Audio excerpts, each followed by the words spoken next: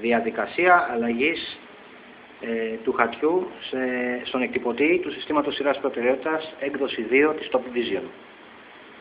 Στην περίπτωση που θέλουμε να αφαιρέσουμε το υπάρχον χαρτί από τον εκτυπωτή, το πρώτο πράγμα που θα κάνουμε θα πρέπει να είναι να κόψουμε το χαρτί στο σημείο το οποίο είναι εμφανές.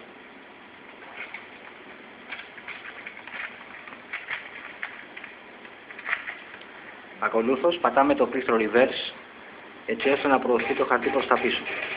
Το πατάμε τόσες φορές όσες χρειαστεί για να ελευθερωθεί το χαρτί. Τοποθέτηση καινούριου χαρτιού στον εκτυπωτή του συστήματος σειράς προτεραιότητας της Top Vision έκδοσης 2. Τοποθετούμε το καινούριο ρολό με το χαρτί στην ειδική θήκη του εκτυπωτή.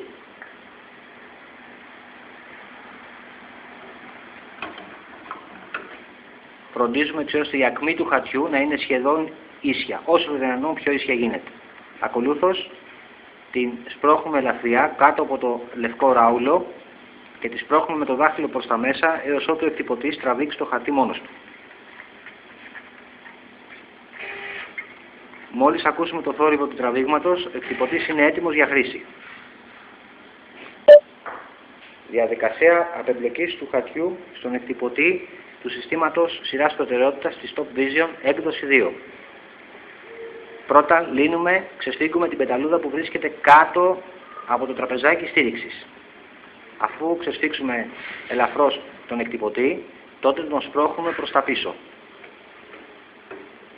Ακολούθως πατάμε το πράσινο λεδιέ με δύναμη προς τα κάτω να απελευθερωθεί το χαρτί. Τραβάμε το χαρτί προς τα πίσω και το αφαιρούμε χειροκίνητα από το σύστημα. Τώρα πρέπει να επανατοποθετήσουμε την κεφαλή εκτύπωση στη θέση της. Γι' αυτό τον λόγο πιέζουμε το μεταλλικό λεδιέ προς τα μπρος, στην μπροστινή κεφαλή. Μετά σηκώνουμε το μαχαίρι κοπής προς τα πάνω και ακολούθως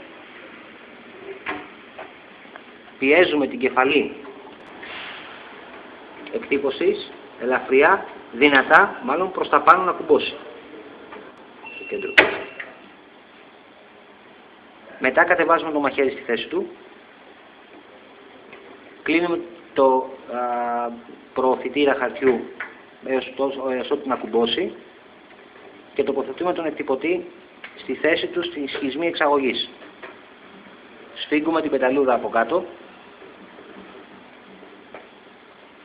και είναι έτοιμος ο εκτυπωτής να τοποθετηθεί το χαρτί όπως συνήθως. Περνάμε το χαρτί κάτω από τη σχισμή του λευκού ράουλου έως ότου ο εκτυπωτής το τραβήξει μόνος του.